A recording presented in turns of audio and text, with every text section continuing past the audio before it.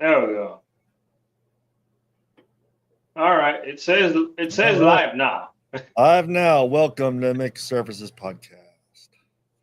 Let's see. Oh yeah, we're online also on YouTube. That's fast. Yeah. Next week I'm gonna be on the road, so we'll be down in Hico, Texas. Oh no. Yeah. Is it going to snow down there? I hope not. I would be Maybe, so disappointed. maybe a hurricane, volcano eruption, maybe. I hope not. I'm not taking any warm weather clothes for cycling. I am not doing it. You're If not taking it's any. You're taking all cold weather clothes. no, I mean, yeah, I mean the opposite. I mean, I'm not taking any cold weather stuff. No way, When you Because I'm leave for not that? trying to. Huh? When you leaving? I think I'll get out of here Tuesday. Okay. Yeah, try to get there, a day or two ahead of time and scope out the gravel. Yeah, yeah. I was gonna try out the wash bands, the Terraville wash Yeah, bands, yeah, yeah, but the shop didn't have them in stock. They had to order them, yeah.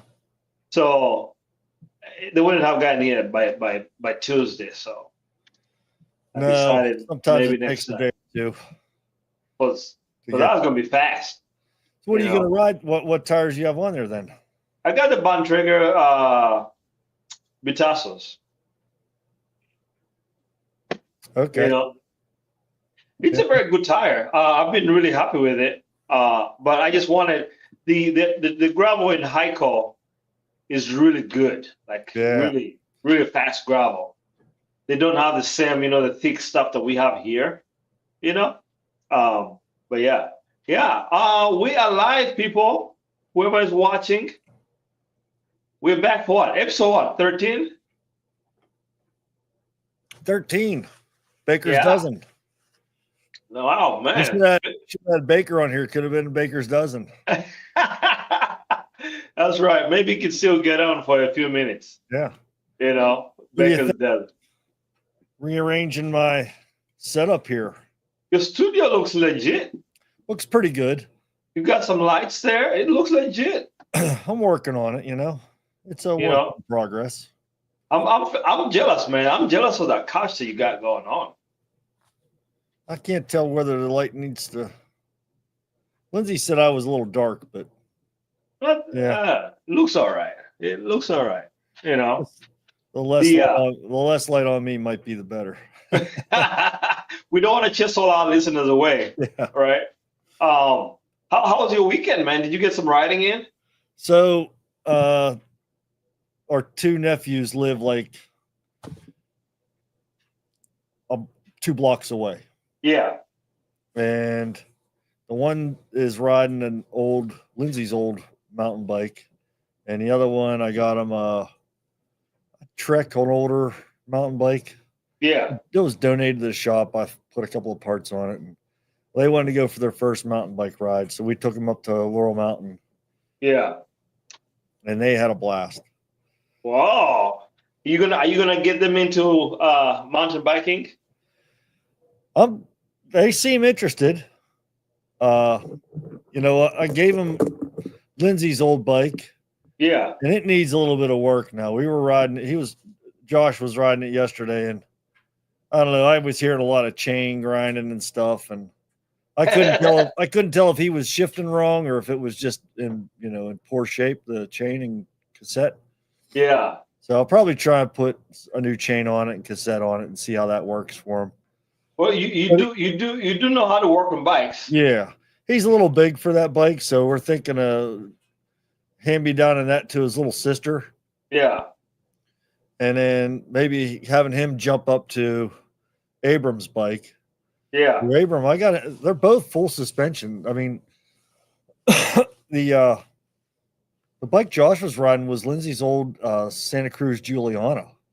Oh. It's an old bike, but yeah, it's got a Fox 32 float fork in the front and Fox shock in the rear. Decent not wheel bad. set. BB7 brakes. Okay, It's so cool. Yeah. It's what's the word? It's well appointed. Yeah. I mean, It's it's not the latest thing in the world. It's definitely not new, but yeah. and then You know, Abrams got a Trek something or other kids bike, like a fuel top. It's not a top fuel. It's like a fuel. It's a cheap one. Kids bike yeah, too. 26-inch wheels. yeah. It's in really good shape. Interesting. So The what was it? I was checking the other day. Like my top fuel is not that much lighter than the priority, than Ivan's priority. it's not. Not that much lighter. Well, I mean, is Yvonne's a steel frame? Fuel frame. Yeah. She got a dropper. She's got suspension up front, but obviously it's hardtail. But Well, I mean, the top fuel is. I mean, it's got a shock on the rear. yeah, yeah. So But that's you think different. that the carbon would help offset that weight a little bit? Well, The chunky boy. when you say not that much heavier, did you weigh them? Yeah, Or does it just feel like it's not that much heavier? It could I be. weighed them. What's the difference? Like a pound. Really? Yeah. Well, Egan must have put a lot of heavy parts on that top fuel for you. Well, I mean, I don't know. It's got a nice carbon saddle. Obviously it's still got the old seat post, dropper seat post in there. The suspension. It's kind of old, to be honest. It's not the lighter Fox stuff that's up front, so Yeah, even the rear too. That stuff's only grams. Yeah, Do you remember what your mountain bike weighed? I don't remember now. I was looking at it the other day. Probably what, 27 pounds? Yeah, like around there. Yeah, and then one was 28.5 or something like that. Yeah. Like not a whole lot. I thought it would be like 4 pounds difference. Now, my rule of thumb is, once you get up into that level of bike, what yours is a 9.8? Yeah. 9.8. Maybe 9.9. Yeah. So the Trek goes to 9.7 is the carbon frame, and you got alloy wheels, and then yours is 9.8, so it's carbon frame and carbon wheels, and then they get more expensive up there. But I always say that for every pound you want to lose weight on the bike, it's going to cost you $1,000. Right? Like you're gonna have to go with seriously, like by the time we upgrade the cranks, the shocks, right? Like let's say you go with lighter shocks. Yeah. That's a lot of money right there. Where you're gonna save the most weight is cranks. Because you've got alloy cranks on there. Yeah. And so you got the cranks, and I got the next level down to the XX1 stuff. So it's pretty, pretty decent crank. And then maybe you want to look at the rear, go with some of the ceramic speed bearings in the back, or who knows. Kind of expensive. Is that the Bontrager wheels? Yeah. The Covies? Yeah. Those wheels have been pretty nice, actually. Those wheels are solid. Knock on wood, I don't think I've ever broken a spoke on those. Yeah. And I take it back. I broke a spoke in Colorado, and that's because I hit like a rock. But just from aggressive riding, no problems. The rock hit you. Yeah, the rock hit me. I was in the way, and then the rock got in my way. Yeah, no. So I was I was hoping to try out those Washburns. But then you rode the Terravel Rutlands? Rutlands, yeah. They're knobby. They're nice, though. Yeah, let's see. There's a couple tires here. This is a brand, actually, that people don't even think about, but these guys have been making gravel tires for a long time. They've been around a while, and they make good, solid, long-lasting tires. Yes. I mean, I've got spar woods that are just still got tread on them, you know?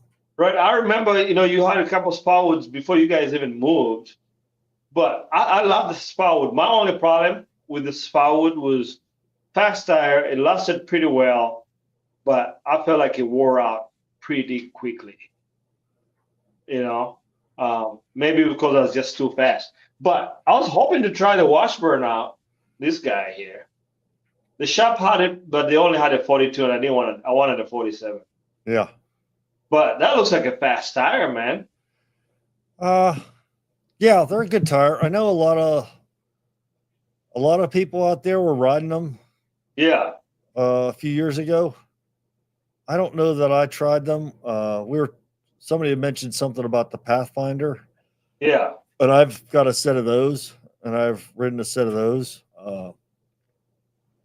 Yeah, actually, so that was really going to be my basis. I wanted to see how they stack up against the Pathfinders. But we'll try it out. Maybe if they have them in Emporia, I'll try them. I'll get them done. I don't know, the Pathfinders that I have, I rode for a little bit.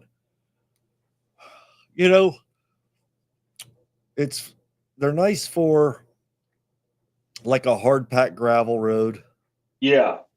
Or where you switch from hard packed gravel to road. Yeah. And back and forth. Otherwise, if it's super chunky, you probably don't want that tire. Yeah. So these updrafts, this is a new tire. Yeah, that's a new one. Have you guys sold any of these at the shop? No, not that I've seen. So this is supposed to be their speed demon. But yeah, like this one's probably kind of like the same scenario. It has cornering knobs, but you definitely better hope that you have champagne gravel for the most part, right? What makes it different from the Washburn? This one looks like they have way more slicker, a bigger, slicker section. Okay. Whereas if you go to the Washburn, they just have that center tread, Yeah. So I think the Washburn would definitely be the way to go for the multi stuff. Nothing too crazy gnarly, but they do have the durable casing, which that might help you not puncture in the rough stuff. Yeah. But pretty cool tire. What's the weight on them? Let's see here. 47s. Let me 47s. Let's 47s. What tire are you going to go for? The light and supple tan wall? No, I don't want the light and supple. I want durable. Or you want durable? Yeah. Okay. I don't want to mess around with punctures. 560. 560? Yeah. All right, let's take a look. I'm gonna say 480. All right, product specs. They won't show the weight much. Let's do grams. Yeah. Let's see. Oh no, there's too many G's. Let's look for weight. Oh, wait a minute. Do they not have the weight on here? Freaking liars. Is that which one were you doing? The Washburn or the updraft? I was trying to look at the Washburn. Yeah. But nothing. I don't see anything. They used to put their the weights on them.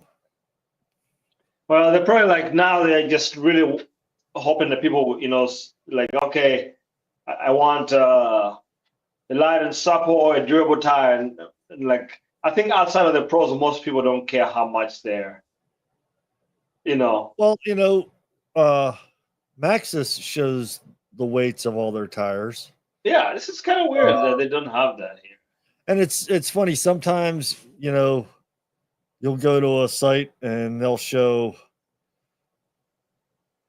the weights on all the tires except for the race version or something. Yeah.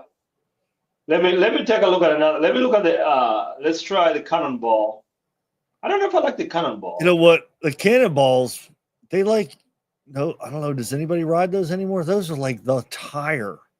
like 5-6 years ago. It was. It That really the was. tire. Everybody had Cannonballs. I rode a set of Cannonballs for a while. I remember you had Cannonballs, and I feel like it was big in the bike parking community. I don't think it was big in the like gravel racers, because turbo has been around since for a long time before gravel got really popular like this. So they know their way around. What kind of tires you guys are you stocking at the shop?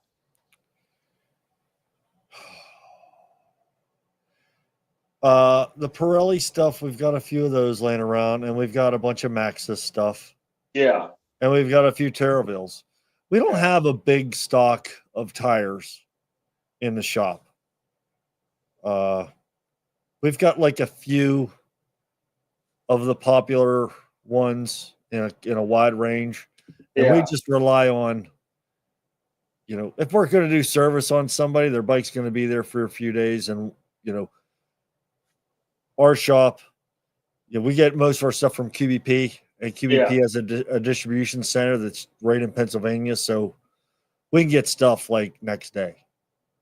And nice. And even if we want to order it and not get it on our regular shipping, we get it pretty quick, and it's that's pretty good. Cheap. That's a huge advantage. Yeah. To have there. Yeah, no. So I've been kind of debating on those Washburns. There was a couple. There's been a few other tires that came out. Let's see here.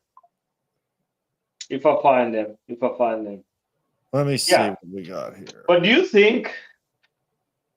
So I feel like the Specialized Pathfinder is a great tire, great multi-terrain tire. I know that. Let's see, Rene Hurst. There was a new tire. I need to. Once I find it, I'll share it. Yep. I'm just calling it right now. It's 560 for the 560, tire. Huh? I don't know. I was going to tell you I found it somewhere, and you try to lie to me, huh? Yeah, I'll just tell you that's what it is. I'm trying to see if I can find. Yeah, that Rene Haas. Yeah, there we go. Let me share this, guys. So this is their corkscrew. So I think it's kind of like similar. Their pictures are kind of ridiculous, actually. So that's a side profile. Why do we have the random gravel riders descending down this section? Yeah, well, they must all be riding those tires, huh? So it's kind of similar to the Washburn, wouldn't you say? So I feel like every major brand is coming up with one that has a center. Anybody in the chats, if you're familiar with the center tread, let us know if you like it. Pull up the Ultra Dynamicos. Yes, those guys are pretty interesting. You rode the Rene Hursts for a while. I never jumped on that bandwagon. I was never that interested in the Rene Hurst or the Panaracers for that matter. But I was thinking about these. They come in all the different colors too. Yeah, these guys actually. Have you seen some of their commercials, the Ultra Dynamico guys? No. Incredibly funny. It's funny, their stuff. Yeah, I do see the different colors. So are these the only three that they have then? Maybe.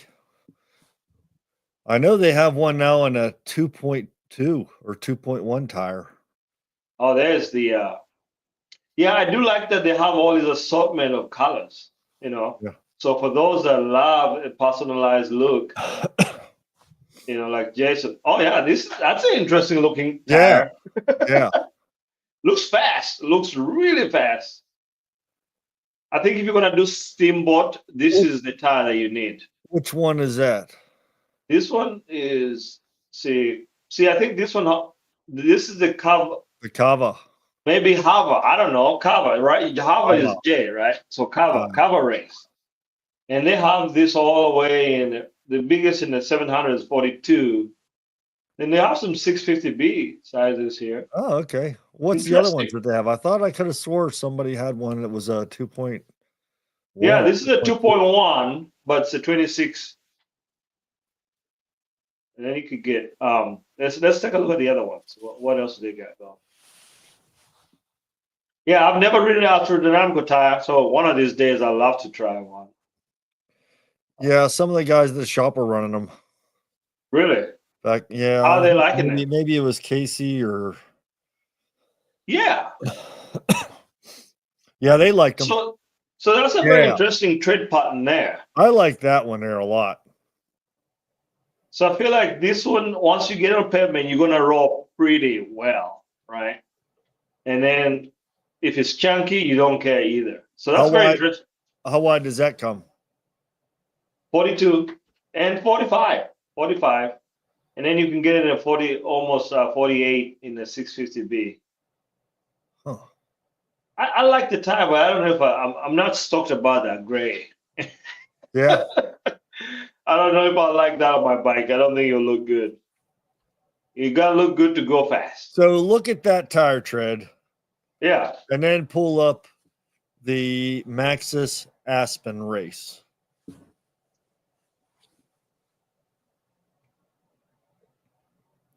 Now, we're looking at people. Ashley has the Aspen race gravel tires on her. Where's a freaking on her website? gravel bike? She's running a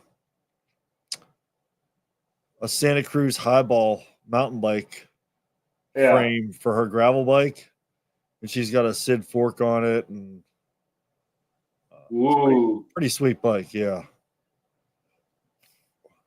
All right, let's take a look. Let's look at the gravel / dirt road. I don't know. So here's my problem with Maxxis. And anybody, if you're watching this, I feel like most of the people that I watch a lot of videos where people that are riding Maxxis are puncturing.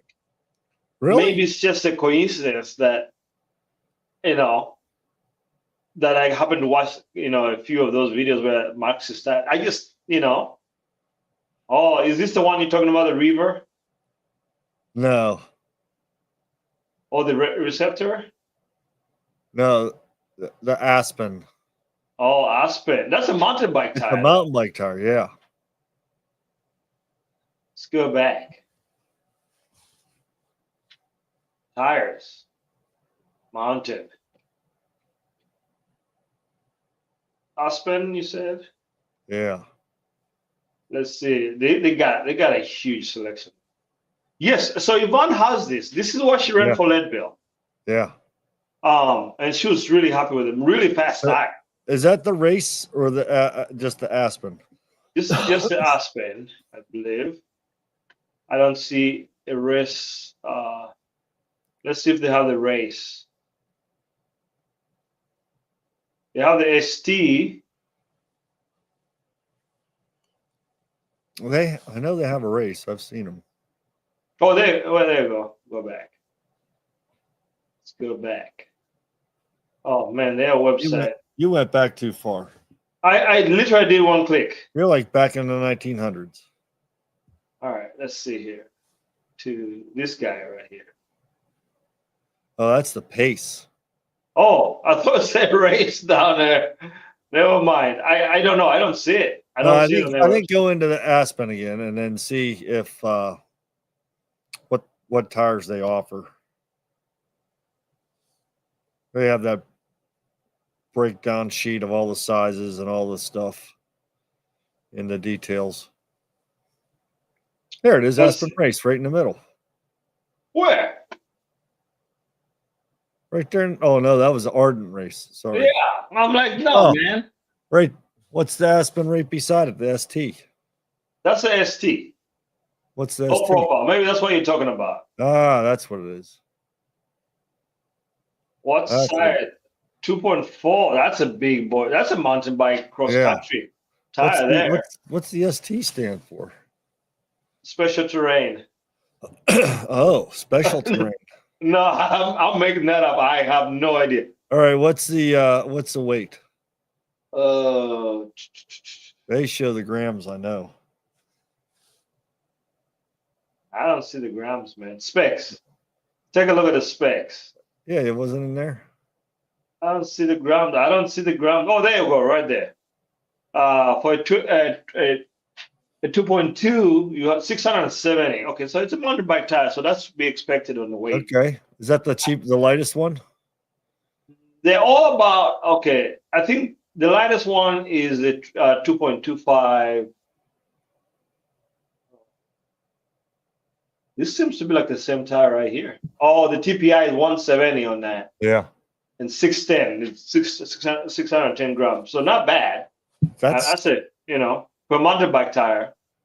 And it rolls fast. So be careful where you put the tire, otherwise you're gonna. You get down into a 45, yeah, or a 47. You're still going to be at like 500 grams. You're only saving like 100 grams, so it's a quarter of a pound per tire. Yeah, which half a pound over total weight.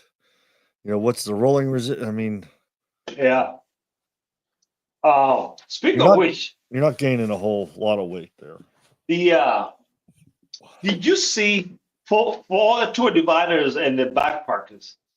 Did you see? I didn't know, and you might have seen this, but the route from this, is it from north to south? They open up. They do a north to south, and they do a south to north as well. But now they're doing one in the Midwest. But I don't think it's a tour divide. I think it's the cross country. Yeah, let me see if I can find it. But it's a new one. It's going through the Midwest, so I think it starts up. I could be wrong here. Maybe Minnesota and walks all the way down to the southern border. Well, I haven't seen that one. I know the Tour Divide starts. It's just under a month from now. Are you ready? Oh, I'm always ready to do Tour Divide. Dude, you would crumble. There's no way. No, it doesn't. There's no way you'd survive it again. No way. You don't have the miles. You do it the first time, and after that, it's a cakewalk. Every time is just that much easier. You don't have the miles, man. I think you don't need the miles. You don't need the miles. What bike would you ride if you had to do Tour Divide in a month? ECR again. Your ECR again? It's ready to go. Not your mountain bike? Throw some bags in there? No. Think how fun the mountain bike would be on Tour Divide. It wouldn't be that much fun. No? It wouldn't be that much fun. No. Not a mountain bike like mine. Yeah. You put a fork on it. Drop bars on it. Yeah, well, you'd end up riding it, and at the end of the ride, you'd have to replace both your shocks because of the rough descending. Well, you're supposed to get your shocks serviced after every 150 hours of riding, right? Oh, that's true. That's true. You'd have to get them serviced about 4 times on the way down. In one shot, you'd be done, right? Yeah, the guy I rode with, he rode a Specialized stump jumper, and at the end of the ride, I was like, dude, your shocks, your suspension's just ruined at this point, isn't it? He's like, I don't know, maybe not. I'm like, no, it's ruined. I can tell. It's done. You need a new one. Yeah. Yeah, I'm trying to see if I can find that new route. Looks pretty interesting. I thought that I might be able to finally do this route because. Is it the Western route? I don't think so. So they have a Western route Tour Divide. This is not Tour Divide affiliated. Okay, so the Western route isn't the Tour Divide affiliated either, but they moved and they put the Western route. It starts about the same place. Yeah. But it heads down, a couple hundred miles west of the Tour Divide route. You end up going through a lot of Utah and then into Arizona, I believe. I'm asking Yvonne. That Western route is supposed to be harder and more desolate than the Tour Divide. Ooh, maybe I don't like that. Less resupply and such. Yeah. But Do you know what? Oh, yeah. Ivan put it in the chat. I missed it. It's called Great Plains. Is it on bike parking? Bike packing groups. Okay. I put the link above it. There's no link, but let me find it. I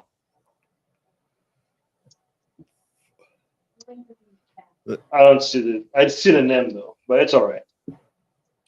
it's the Great Plains Tour Divide, something like that. Yeah, it's Great Plains gravel route. Oh, nice.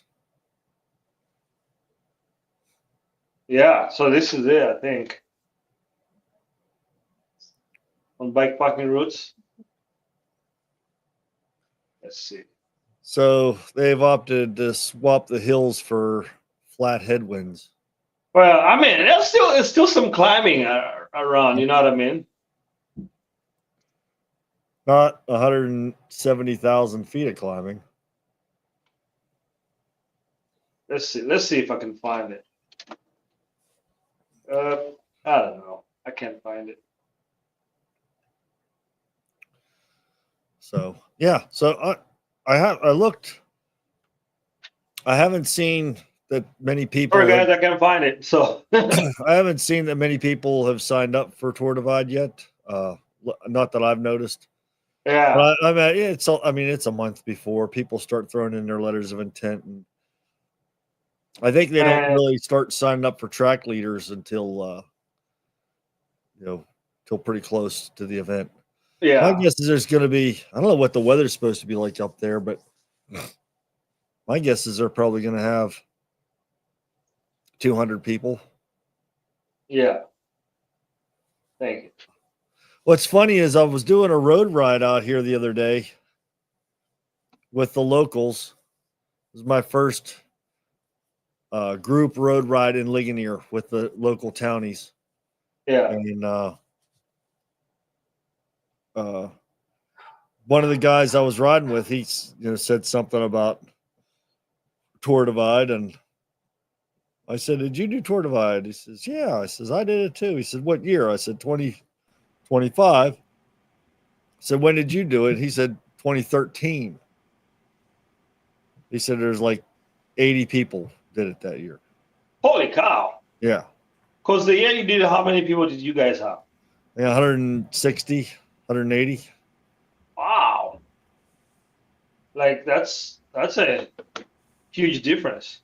Oh, look what the cat dragged in. Do you see that down there? Howdy, sir.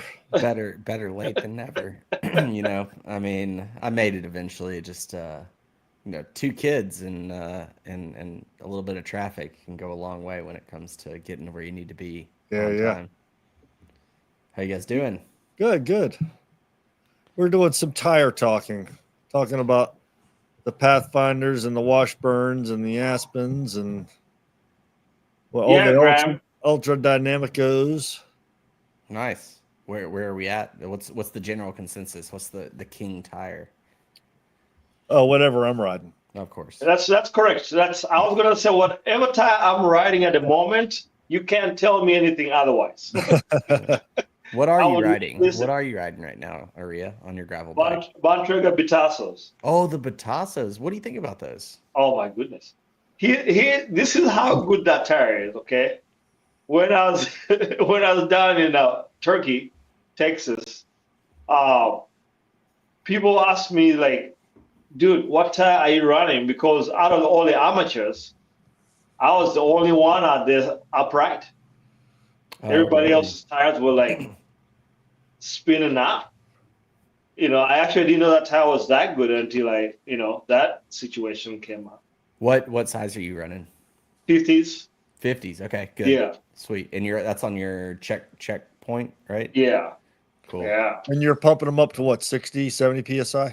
At least. Man, that would be freaking not good. No, I got 26 in the front and 27 in the back. Dang. Have Yeah. you? What are your guys' thoughts on like tire inserts? Like Vittoria makes one. Yeah. Like there are a few that make those. Like, have you guys ever played with those or used them? I've got a little bit of experience, but not a lot. But I'm kind of curious what your thoughts are, especially running lower pressures. Not on a gravel bike, but on mountain bikes, they're a bitch to get on.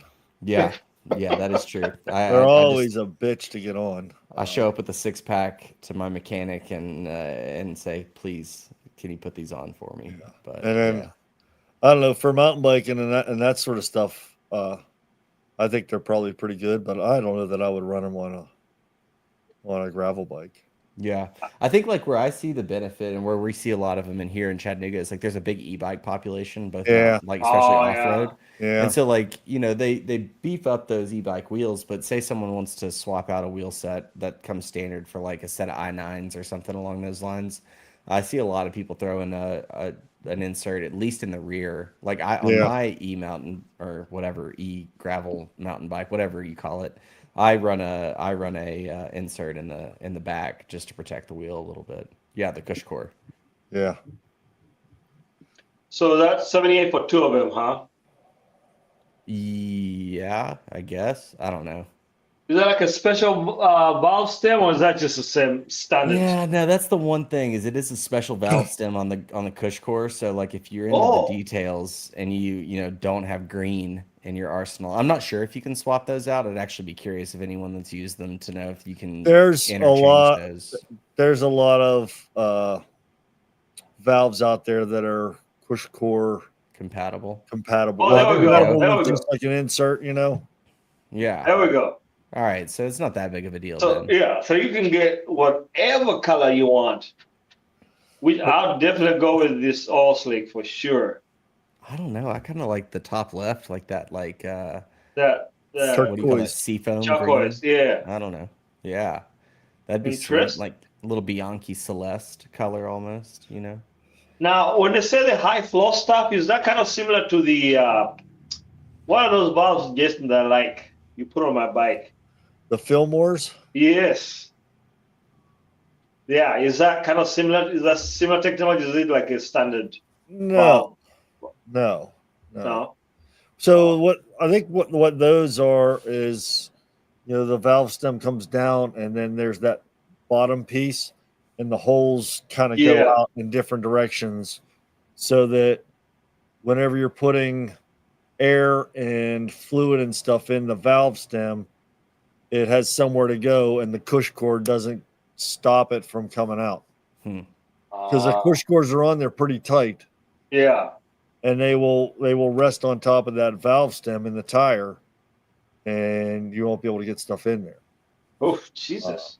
Yeah. So basically, what we're saying is like they're worth it, but like not worth putting it on yourself. Like you're gonna have to take your bike to the shop and have someone do it. You better know what you're at least have an idea of what you're doing pretty Yeah. well. Yeah. I mean, I haven't thrown any on, but I mean, I do like it though. I mean, I feel like I have confidence. Actually, I'll tell you to be 100% honest with you why I like the cush core. I like don't check the rear pressure in my back tire hardly ever because I know no matter what, like it's gonna be protected, and so like I'm just like, give it a little squeeze. It feels close enough. Like I'll be okay. And that, I mean, I don't know, it's a little bit nicer to have that peace of mind to know like no matter what, like I'll be riding out of there. I'm not gonna have like an ultra flat, you know. That's true. Yeah, I gotta, speaking of which, like I've been popping up my tires like almost every ride. So I think the sealant might be on the low side. Yeah. So Yeah. so I need to do that before I head out to Texas on Charge your battery.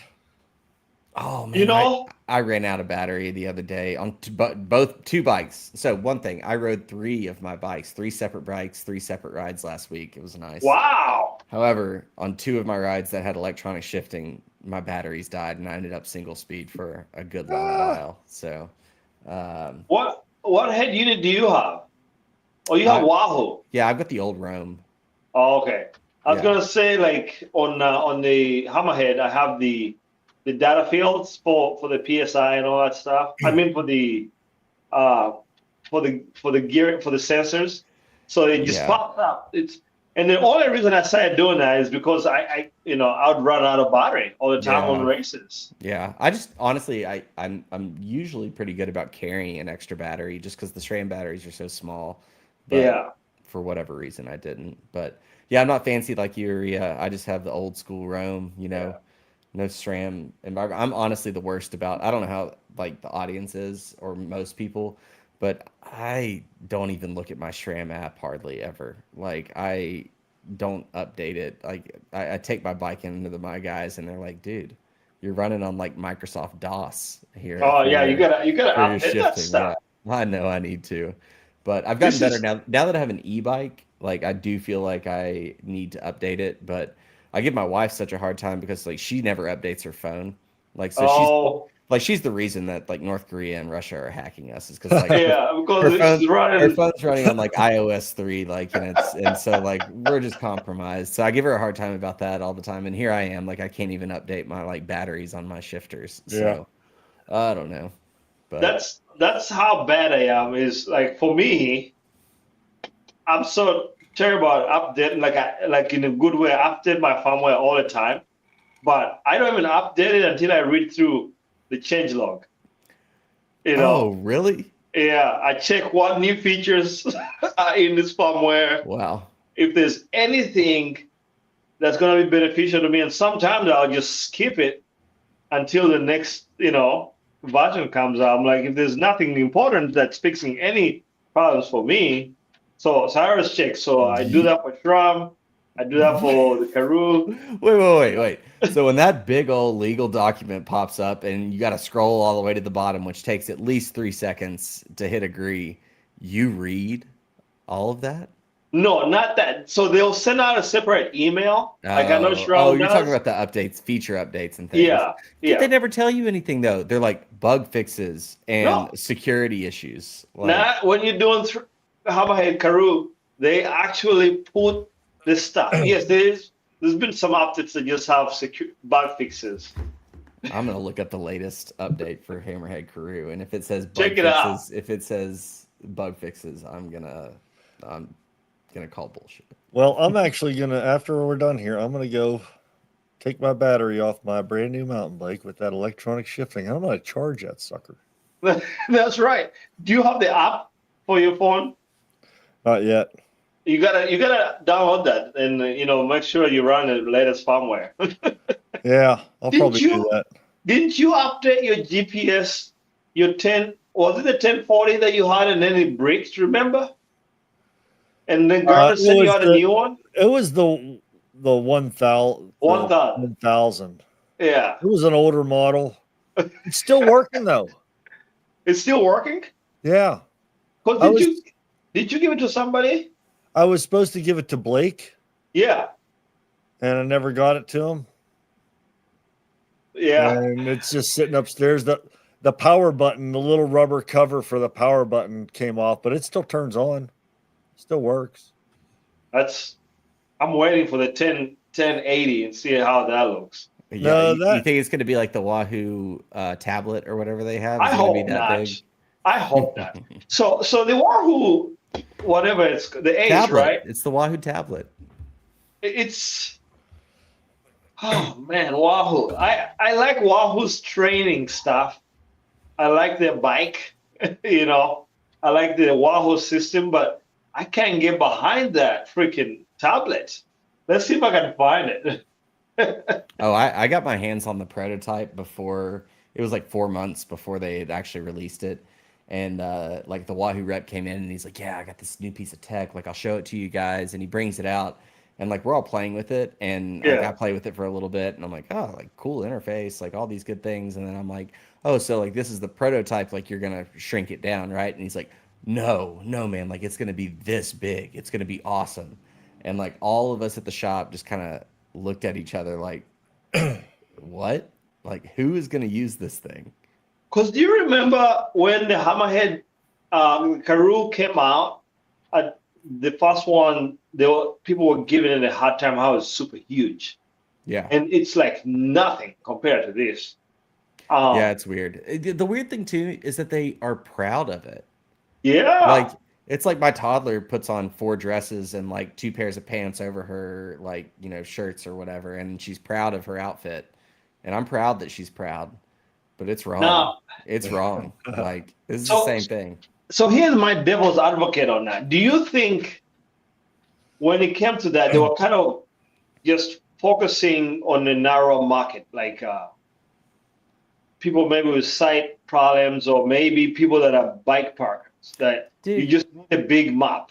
why That would you do maybe? that though? Like I don't I get the idea if the cycling industry had the luxury of like really segmenting its market, but in Yeah, general, like if any product can sell and like at the price points that they are these days, like you yeah. should be happy about it. If you're trying to go for some niche market, like someone else said that to me, they're like, "Oh, it's for, bike tours or Yeah, commuters." And I'm that's what like, I was thinking. yeah, but I'm like, why would you make your flagship computer for?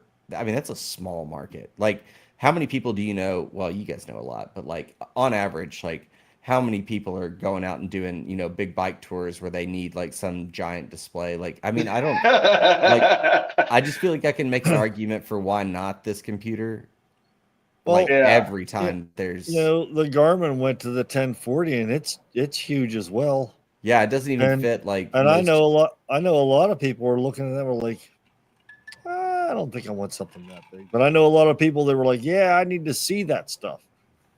Yeah. That's I think that's what I was thinking. But like you guys both have good points, Graham. I'm right. That there's a few groups of people, but yes, I do. I'm thinking maybe they want to appease some of the people that want a huge bomb. Yeah. Well, Um, did we like I know I joined late, apologies, but like for me, perfect segue into if you want more data, like have we talked about Flitedeck? We were there we just going go. to That's say it. something about that. Like That's that. that is a wild. Yeah, can you pull that up, Aria? I mean, dude, I don't think they're far. I think it's obviously the first stab at this prototype, but man, Yeah. they're not far off from This what it could be. this thing is insane, and I'm getting one. Oh, did you get Oh it? yeah. Did you pre-order? You know, Did you get it's one? insane. I you know, I'm like, is this even a good idea? Dude, how about this would be such good promotion, like just a great move for the podcast. Let's do it right now, Aria. Let's get your flight deck ordered right now. Whoa, throwing down the gauntlet. The First off, boss. baby, first off, since you've done some research on it, I know a little bit about it. I don't know where you are, Jason, but like let's talk. I mean, you could see what it is, but let's talk a little bit about what this thing is and what the goal is. Yeah. So first off, for me, I would worry about the size of the bars and how they fit and how they feel and stuff. Like, how do you? I mean, you would want to see a bar and kind of fit it to your bike before you'd pull the trigger on a. No, How you much are gotta. they? If you're a roadie, you already know what you want. Eh, yeah, but is that going to fit what you want? I mean, You can look at all the numbers that say, oh, it's this wide and it does this and does that, but that's this not is what always. this is what I need right here. 400 millimeter and the 80 millimeter stem. Oh, dude, you need that long dong stem, like 120, No, 130. be Come all on. stretched out. Yeah. Wait, are there any on the website here? Are there any like promo or like videos or anything like that? Like, Yeah, I know they've let's got an take a look. Instagram, but this is what I want to see is kind of like the data fields and kind of like what they're giving you because probably gonna be in German.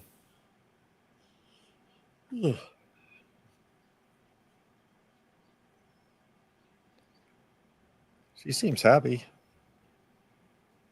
We're talking. Yeah, yeah. I think what I'm getting at is What do like you when I know see about it? what I know about it. So I read a couple articles on this, like when it first popped up, because it came up on like Velo News and like Bike Radar, and I was like, oh, this is really curious. So I like started doing some like backstory on this, because obviously it's not a piece of tech that's coming from any of the major retailers. Like it's very independent in terms of how it's been Yeah. brought up.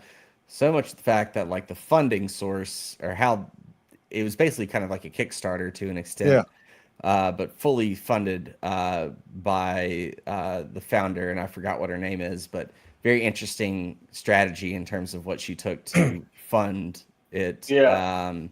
So it's got a little headlight on it. I It's see. got a little headlight, but like here's my thing is like, you know, if you just keep watching this over and over again, like my thing is that like I don't need a ton of data on Yeah. my screen. Like I mean, for me, it's like I like the integration into the handlebar almost more than I like the amount of data that it can give me. Like I don't need to see like that on the right there.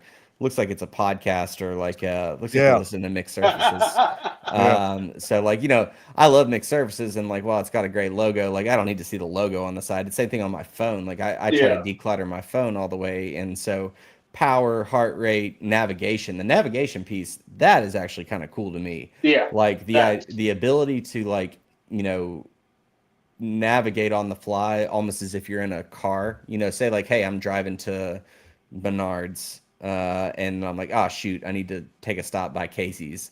Like to be able to type in really quickly, like what's the quickest way to do that without having to go back into your phone and stop your ride, kind of do that on the fly.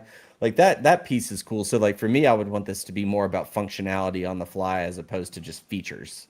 Like yeah. Yeah. features don't interest me. The light, I really don't care about the light. The light to me is the same as like the speed sensor. Like I'll put a light on my bike if I want to, but Well, yeah, I where do you put the light with handlebars like that? I think it has a mount underneath. yeah now a mount for your computer, right? Yeah. Like Yeah. I think it has a mount underneath. So It's got to have a GoPro mount. So I mean, you can yes, put a I light think on I there. think I saw Yeah. that in one of the pictures. Yeah. Where do You you gotta put have your, that. where do you clip your arrow bars? You don't need that. Yeah, I don't know with if you. you This don't is need air bars with this. yeah. This is telling you where the wind is and everything, so There's you a don't. whole there's a whole triathlon group of people out there that want all this Yeah, but data, and they love all this stuff. But these Yeah. aren't triathletes. Like these aren't the triathletes kind of people. I think. I mean, I think there are ways if they're smart. Like, okay, this is the prototype. Like, they'll find a way to develop like a set of integrated skis where it's all like almost like a long phone like heads up display. But Yeah. I don't know. Like, I think it's a really cool concept. And I think obviously it's the first stab at it. So I can't. What about the mountain bikers? You could have your Oh, grit level and your flow level yeah. in big And numbers. There, airtime. You could have that's airtime right right. in the Gotta middle. have the airtime. Gotta have the airtime. Well, That's the one thing now I I know miss you on the guys don't like Hammerhead. this. I actually I think it's cool. I know. I like this. I What's would the take weight? that. Hey, I what's the like. weight on these? What's the Let's weight see. on this thing? Let's I see would some tell. weight and costs. Oh, I so the cost. While you're looking at the weight, I'll talk about the cost. So there's like another very interesting approach to this is that there's almost like a club that you can buy into. I like looked into this a little bit. Yes. And so like there are different levels that you can buy into. So you can be like yeah, Flight Deck Premium, and then I think there's like Flight Deck Lifetime, and the price is something like maybe I'm crazy, but like $200,000 or something like that, like to buy lifetime access to all of their models to where like when they release a new model, you'll send your old one in and they'll send you another one like the newest one. Like they Oh, really did it like which like again, like everyone needs to go read on the background to this, how this all came to be and how it was funded. But I will say that the funding, how they approached funding for this company is very similar to how they have also, set up their subscription models, yeah. to get people to kind of like really buy into it for the lifetime. So like cool concept. Like let's not just sell one product and then hope that we design something else cool. It's like, hey, we're gonna sell an idea, and this is our first iteration of that idea, and like trust us that we're gonna come up with something cool after that. So kind of interesting. Less than 800 grams. Less than 800 grams. Yeah. Wow. That's wild. That's Yeah. really heavy. You're gonna hit that front brake and just kind of go. Total system weight, including bike and computer. So. Wait. So I guess my other question would be, and Aria, you should know all these answers. So like I'm just gonna ask you, but like, does it integrate with like Hammerhead? Does it integrate with like the Shimano and like the gears and things like that, battery levels and stuff that like that that. was literally the first thing I checked. Yeah. I couldn't find anything, but I think that would be a death sentence for them if they did not integrate with SRAM and Shimano. Well, my Like, guess is that they probably, I bet they don't, because I bet it's very difficult to break into the, like, like whatever the code talk is between the two yeah, technologies. Like, well, you may know more about that, but I would say it's like they're not, Shimano and SRAM are probably not too excited about opening up any kind of source code at all or anything like that. I think they're generally speaking, if you're a GPS maker, they'll give you access to read that data. Hmm. But I think that's about all you could do, because I think it also helps them stay as a major player for that, particular product. Otherwise, if you're like, hey, my computer won't work with this, you might start looking at other drivetrains that will work with your computer if you like your computer too much, So, but I think I'm overheating. Man. Already. And I guess we've been going for almost an hour, but you can still hear me, right? What'd you say? Nice try. No, we're good. No, I mean, I think like to maybe not necessarily wrap up the Flitedeck conversation, but like I think it is, we're seeing an evolution in terms of bikes to where physical features on bikes when it comes to performance are, it's so marginal at this point that it's very hard to differentiate product categories. So I think it's really interesting to figure out how we integrate in tech, AI, in a cost-efficient way, which sounds wild in the bike industry, but see kind of where that goes, right? I mean, like, right now, like physically, we're talking about inflating and deflating tires on the fly, to make I your know. grip better. Like, we're talking about handlebars that, talk to you.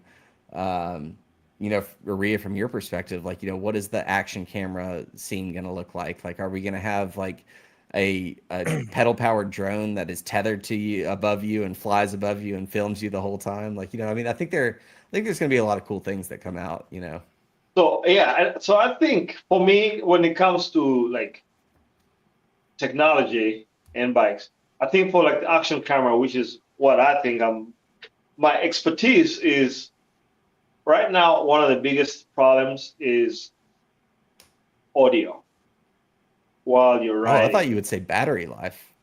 No, battery life is not a problem. Really? No, not. I mean, you could carry the batteries are lightweight, but most batteries would last, an hour of recording, 4K. So that's not what bad. that's 1/11th of Unbound. Yeah. So you take a lot of batteries, but I think it's not bad. Like it used to be that you would not even get 25 minutes out of the GoPro battery. Sure. So now, like, you can actually ride a straight hour. That's pretty good. Yeah. I think, but the biggest thing I think is audio. If they can fix the audio piece, maybe get us a gimbal that's waterproof and wearable, then we'll be good. Then we'll be bringing you movies on the bike. Yeah. Be sweet. Speaking of which, I saw this really cool thing the other day. I put in the show notes the coffee in a tube. Have you guys seen that? Yes, and I was asking you this earlier. Like, have you seen the coffee in a tube? Coffee. I want to in a try tube. some. Oh my God. Right? Yeah. So cool. I mean, now all you need is freaking hot water. Why do you need hot water? Just suck that stuff down. That's honestly, I thought the same thing, Jason. I'm thinking like you put it on your toothbrush and like Yeah. just like Just like brush. scrub it right on there. What is this crunchy Gross. hipster thing? Yeah, literally, I saw this the other day. $19 for 20 cups. Hey, that's cheaper than Starbucks. I'll tell you that. So let's hear a little bit about this. Like, Somebody will have that here? on their Tour Divide gear. Yeah, I actually kind of like the concept of like the lightweight, just Yes. coffee. But has anybody tried it?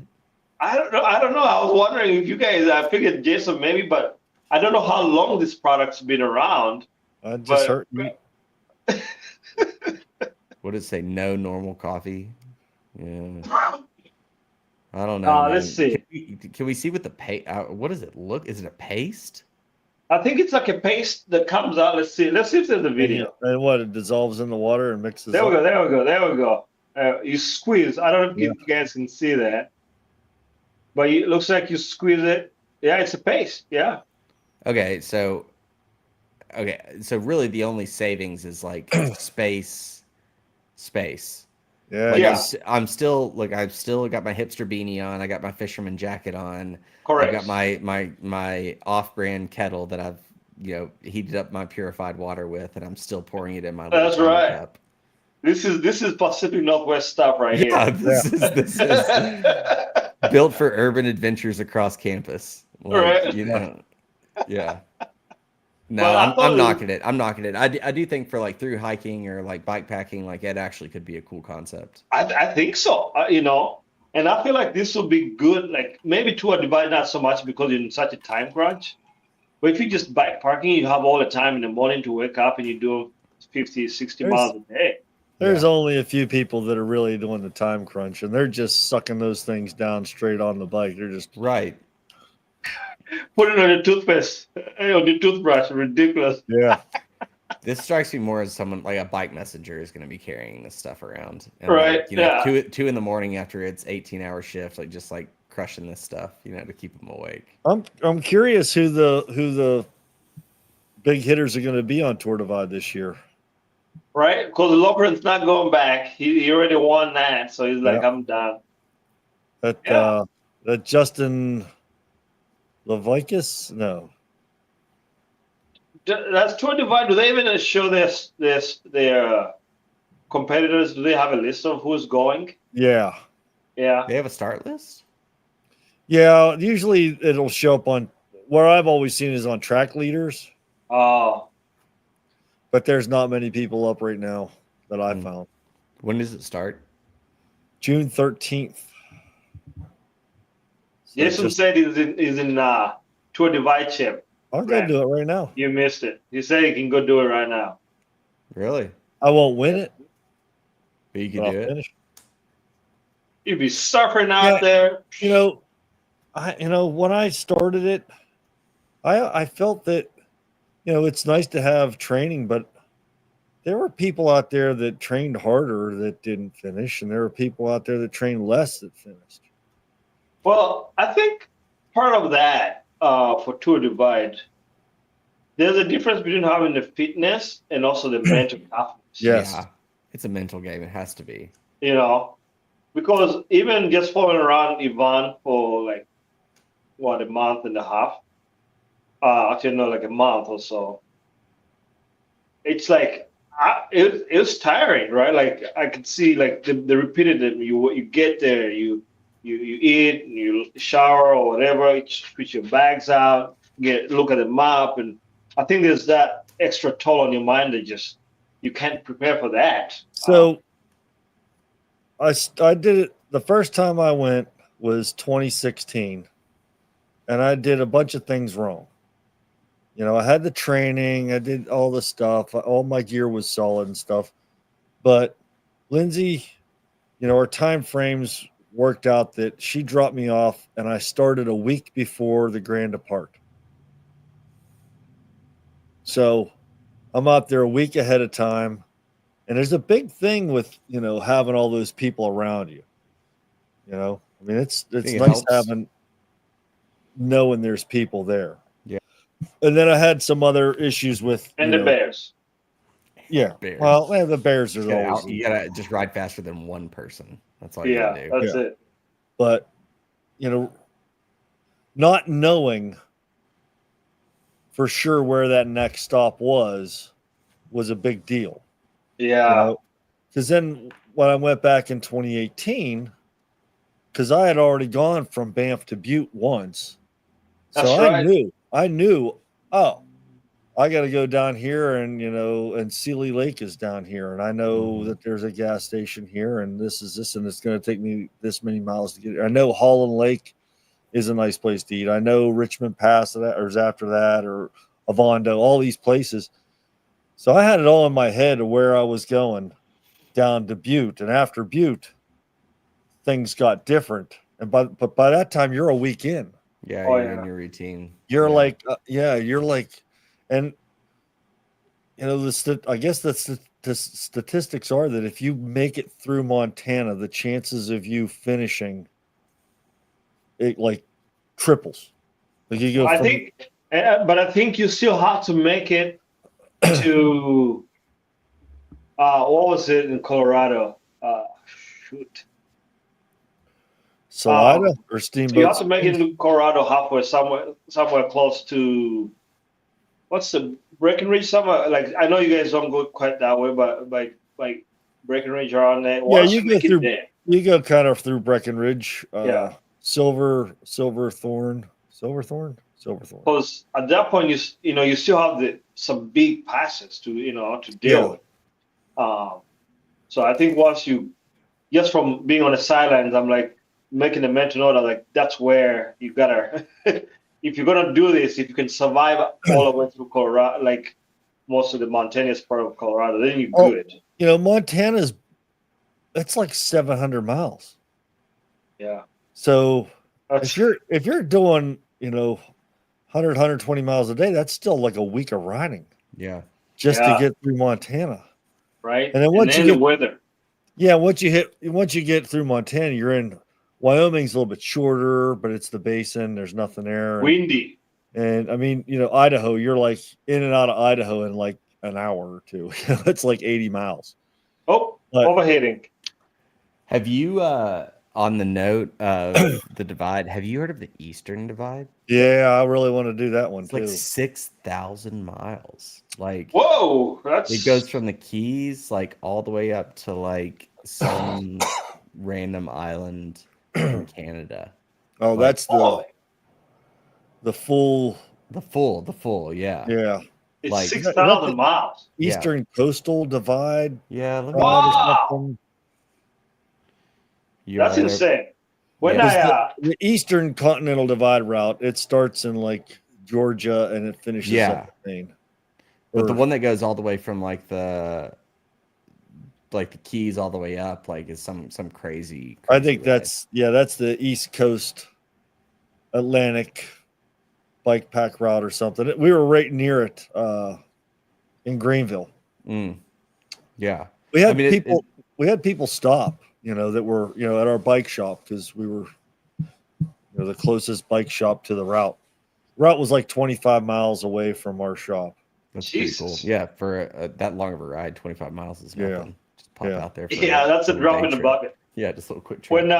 When we're doing Tour Divide this year, well, I was and Ivan was, we stopped in Ovando, Yeah. and right, when you get off the highway and you turn around to Ovando, there's at the very edge of town, there's what do they call turbines in the West? What do they call them, turbines?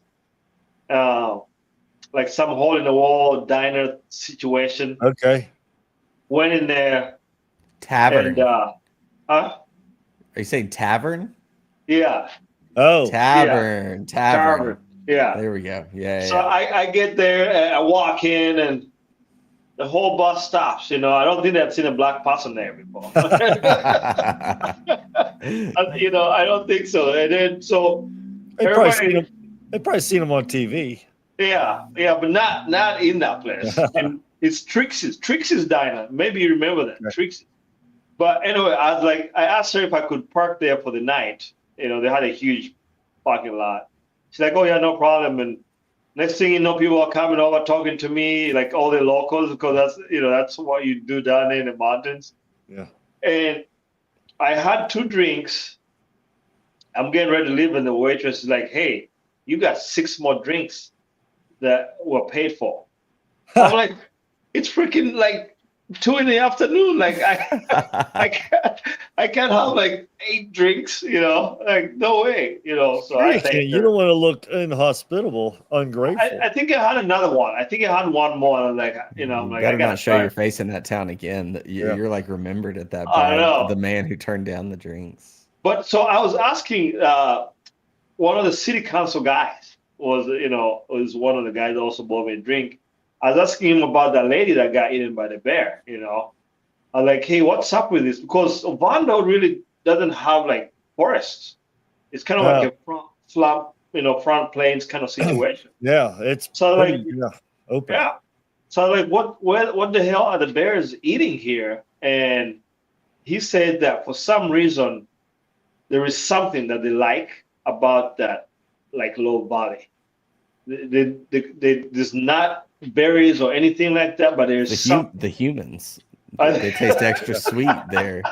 you Something know, in the water. yeah. So he says they've been Publix too. It's like they kind of try to look into it to see why, and they don't know. They just maybe say they pass to somewhere else, and Yeah. and then there's bikers with all their food in their bags, Yeah. Like a moving target. I don't know. So it's pretty interesting, pretty cool stuff. You hit your best power numbers if you see a bear, I bet. I'll be gone. Metavondo is a big. They do a lot of fishing tours and stuff there. It's like a place to go fishing. Yeah, that's the guy. There was another guy I saw you at that bar. He was missing 2 fingers because they had gone fishing and somehow his line got caught. I don't know what the hell they were doing. Oh yeah. And chopped off 2 of these fingers. Yeah, it was crazy. I was like, what holy kind of cow. fish did he have on the end there? I don't know what. Maybe there was salmon big. Maybe they were screwing around and maybe got caught in a piece of machinery. Who knows? They have. I think they have sturgeons up there. Oh, that actually would make sense because they get that, to be like yeah. They live. They never die. Yeah. They just live forever and they just keep growing. We got sturgeons here in the Chattanooga Aquarium. Plug in the Chattanooga Aquarium. So come on down, see our sturgeon. They're huge. Yeah, I think you go grab one, pick it out, and run it back home. We'll fill that sucker. It's called sturgeon wrestling. I think they caught one in the Colorado River years ago that was like 22 feet long. Holy moly! They're like dinosaur fish. Yeah, they are. Yeah, that's impressive. Yeah, that's eating for days. There. So maybe we'll take it down to Danny's. Danny will probably know how to cook a sturgeon. If anyone knows how to cook a sturgeon, it's Danny Strange. Like no doubt, he would. Just put a little seasoning on there, you'll be fine. Salt and pepper. Yeah. Did you guys see now you could like edit a route with GPS routes? You can invite friends to edit a route together. Yeah. No, I saw you put that on there, and all I thought was, well, that sounds miserable. Because like everyone's got their particular ways they like to go, so it's like it's already hard enough to decide if you're going to go north, south, east, or west on a group ride. Like, let alone like, turn by turn directions. Like, I feel like in most social models, a dictatorship does not work, but when it comes to cycling groups, a dictatorship is kind of nice. Yeah, one person that makes the decisions. And otherwise, Aria loved my rides. He loved them. I was the best ride leader ever. Jason, you met some. So he only started making routes because I met him. Because we would be like, oh, yeah, we're just going to go do 40 miles. And then next thing you know, we're taking wrong turns and we're like, 40 miles from home. I'm like, definitely it's going to be farther than your 40 miles. So I'm like, we're going to go ride, Jason. I need a route sent to me. I need to verify it. Make sure you're not taking us on one of those wild adventures in the middle of summer. It's not like the East Coast where, you might run into places where you can buy water easily. Like once you get quite a ways from the cases, you might not find anything else. All right, here's my counter argument though, is that like on the East Coast, you can be like, ooh, that's a cool road. And then you ride, you think, I'm going east. I'm definitely going east. And then all of a sudden you're like southwest and you didn't even realize it because it's turned. I'm sorry, Aria, but you had to have at some point said, how many left turns did I make and how many right turns did I make? And where does that put me on the grid of Iowa roads? Like you had a chance to say, I know that I'm getting too far away. No, I would get an inkling. I'm like, oh man, Jason's taking us another one of those. It's too late now. I should have said something 10 miles ago. No, it's all good though. I think we should wrap it up. Yeah, I think so. Because I'm overheated over here. We ran for like an hour, 14 minutes. talking about my routes, that overheated you. Yeah, you All got right. you all fired up. You're hot and Yeah. bothered. No, it's been a good one. It's been a good one. Yeah. Hopefully, Graham, you're able to put the babies to sleep and everything. Ooh, I don't know. I've been checking the monitor quietly while you guys weren't looking, and one of Yeah. them's still squirming. So we'll see You how gotta, it goes. kids are hard to put to bed, man. They'd Yeah. be like, you know, It's easy. Just, I mean, my 2.5-year-old, she's so like logical. Like I just reason with her. I explain things to her, and she says, "Yeah, Daddy, that makes sense." So okay, it's no, that's good. I'm joking. I'm joking. Like I'm totally joking. There is no logic. She's a psychopath. I love her, but she's crazy. I was gonna say, I'm like, there's no way. Like some 2-year-olds, they want to play ball. No, they you don't. They're scheming. They're intelligent criminals. They're just coming after you. But, Oh my goodness. So All right, Aria's gonna guys. order flight deck. Huh?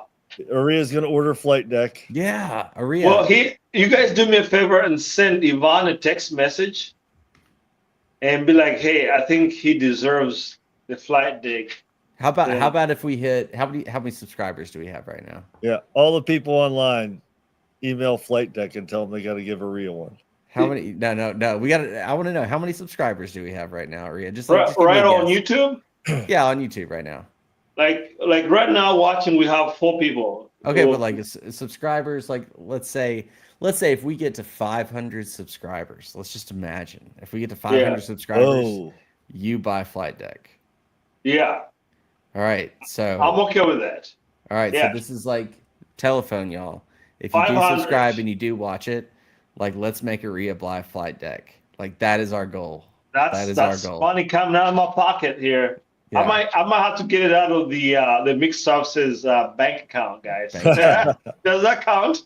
Yeah, well, it's currently in the red, so once we get into the black, we'll be good. But yeah. Oh, speaking of which, Graham, did you get you got your olive oil, right? oh, I did get my olive. I haven't used it yet though, and I got my olive supplements. Yes. I just got them today. I'm gonna eat one tonight before bed. So we'll see. Okay. My skin's Jason, gonna I'm look so gonna good. ship your stuff to you All right. tomorrow. Tomorrow's Monday, right? Yeah, I'll ship it to you. So I tried. So I know we got to close out, but I tried the peel supplement yesterday. We went all out yesterday. 2 hours just full gas, and I took that right when I got home. I took two capsules, and did my recovery shake from Realand, and I woke up. My body was like ready to go. Really? Like and it was high anaerobic, right? So I was working hard. So I feel like I normalized at 280 watts for like almost 2 hours. So that's a lot for me. I was like over 150. Wait, you said normalized what? 280 watts? Yeah, Okay. yeah. So right like that, I feel like would wreck me the next day, or at least I'll be like 50% battery life. Nope, I was ready to go. So I'm curious to try it and see. Yeah, super cool. So- Shout out to Olive and That's right, Pete. Pete. So Graham, are you gonna cook with your high phenolic olive oil? What are you gonna do with it? I feel like it's just too nice to cook with. yeah. So I was wondering about that too. I'm gonna taste it first, and I want Yeah. to feel like what the taste is, and then I'm gonna figure out the right meals Yeah, to cook with it. But we're gonna use it for sure. I mean, we're olive oil snobs over here, so like we'll use it at some point. But I'm definitely gonna start doing the capsules and see what happens yeah. there. No, I think I know it was only one ride, but I'm gonna keep taking them to see if we can give Pete any feedback. Yes, and Yeah. I'll get yours shipped tomorrow. I'm ready So for it. Yeah, yeah. I want Get to it. make some eggs with it. Try that out. There you go. Test it fast, like Graham Yeah, said. yeah. And then we'll know. All right, guys, that's a cue. All right. Thanks for everybody. Thank you for tuning in. Everybody that's watching. Until next time. All right, guys. See you later. See ya. Did he dip? I'm still here. We're still live.